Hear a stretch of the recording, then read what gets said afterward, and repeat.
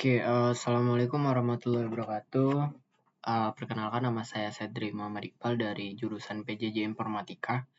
Jadi di sini saya ingin menjelaskan tentang tugas UAS saya di mata kuliah Sistem Pakar, yang dimana di sini saya membahas salah satu paper yang berjudul Sentiment Analysis of COVID-19 Vaccine Tweets Utilizing Naive Bias di tahun 2021.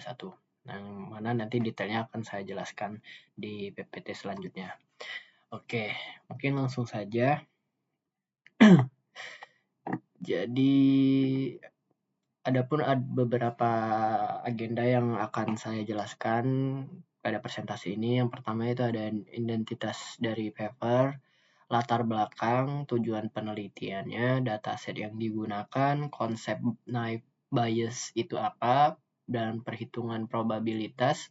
Terus juga ada contoh tweet uji, likelihood, posterior probability, keputusan klasifikasi, dan kesimpulan analisis. Nah, kurang lebih seperti itu nanti yang akan saya sampaikan untuk beberapa materi. Oke, lanjut. Yang pertama itu ada identitas paper. Nah, jadi saya itu membahas tentang sentiment analysis of COVID-19 vaccine tweets utilizing naive bias. Nah, jadi di paper ini itu dirilis di tahun 2021 dengan metode Bernoulli naive bias dan sumber datanya diambil dari Twitter.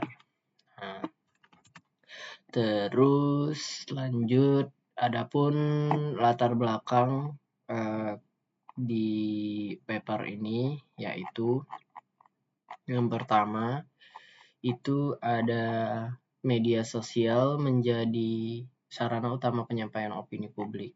Nah, yang dimana di sini sering digunakan masyarakat untuk menyampaikan opini.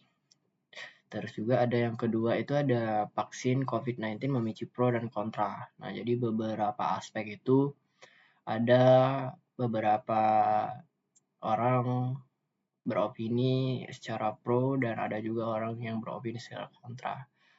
Nah, itu terdapat perbedaan.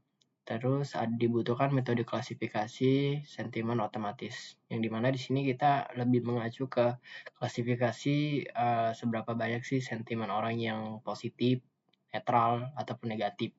Nah, jadi lebih ke arah sana metode klasifikasi yang akan kita lakukan di paper yang dibahas ini. Oke, terus lanjut.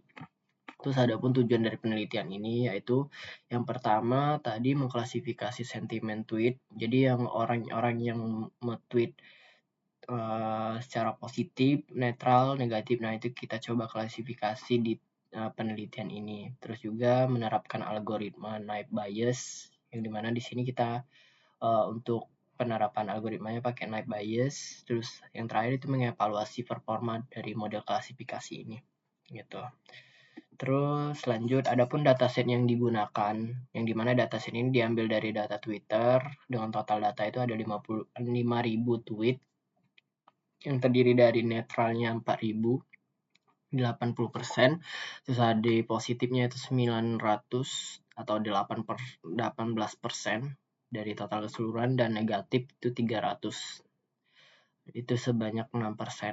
Terus dataset ini di split datanya untuk yang dimana untuk model kita nanti di papernya itu 70% untuk training dan 30% untuk testing. Nah, terus sebelum kita melangkah lebih jauh, kita harus tahu dulu nih konsep naive bias itu apa gitu.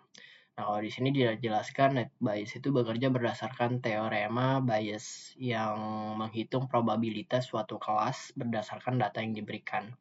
Nah, rumus dasarnya seperti yang dilihat ada P dalam kurung kelas dan data, terus ada P kelas dan P kelas dikali P kelas. Terus oke, kurang lebih seperti itu rumusnya. Lanjut, nah di sini ada salah satu contoh perhitungannya juga. Perhitungan yang pertama itu kita dari segi probabilitas, yang mana kita memiliki contoh data di sini. Yang pertama itu ada positif 900, netral itu di 4.000, negatif 300, dan totalnya tuh 5.200. Nah, bagaimana cara menghitung prior probability-nya? Yaitu yang di bawah ini ada P di dalam kurung positif 900 dibagi 5.200.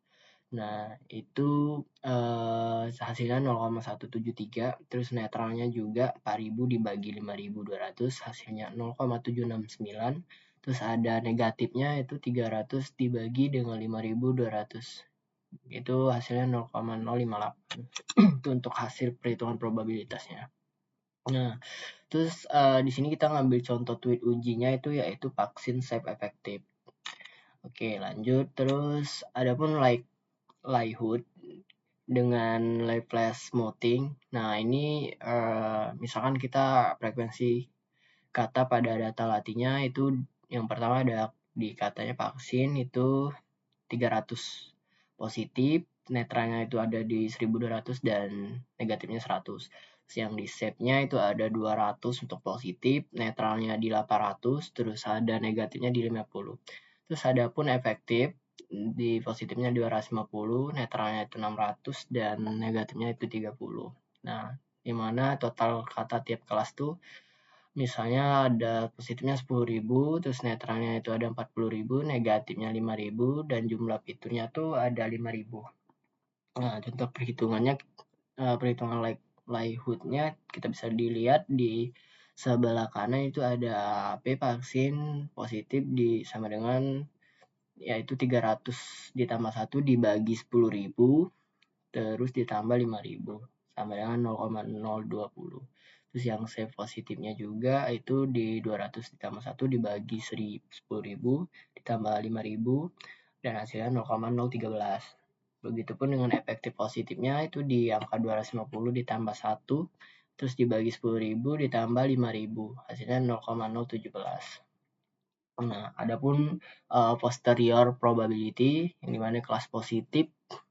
Yang pertama itu ada ini ada contoh perhitungan di positifnya, yaitu pos V di dalam kurung pos X sama dengan pos dikali dengan vaksin pos dikali safe pos dan efektif pos, yang mana sebelumnya tadi udah kita coba perhitungkan, yang dimana hasilnya 0,173 dikali 0,020 dikali 0,13 dikali 0,017, hasilnya dapat 0,000077. Nah, kelas netral dan negatif juga sama perhitungannya seperti yang di kelas positif ini, yang dimana hasil akhirnya akan mendapatkan seperti yang di bawah, positifnya 0,000077, netralnya 0,000042, negatifnya 0,00001.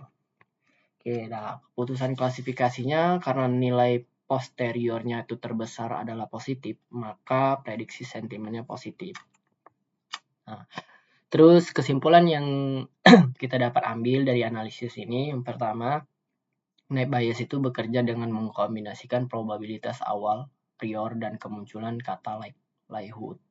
Nah, TF-IDF ini membantu meningkatkan bobot kata penting. Terus Bernoulli Naive Bayes juga cocok untuk data teks karena hanya memperhatikan ada atau tidaknya kata. Nah, hasil manual sesuai dengan pendekatan yang digunakan pada paper dan menjelaskan mengapa model mencapai akurasi 80%. Oke, mungkin itu saja penyampaian dari saya. Semoga apa yang saya sampaikan cukup jelas. Saya ucapkan terima kasih. Selamat siang.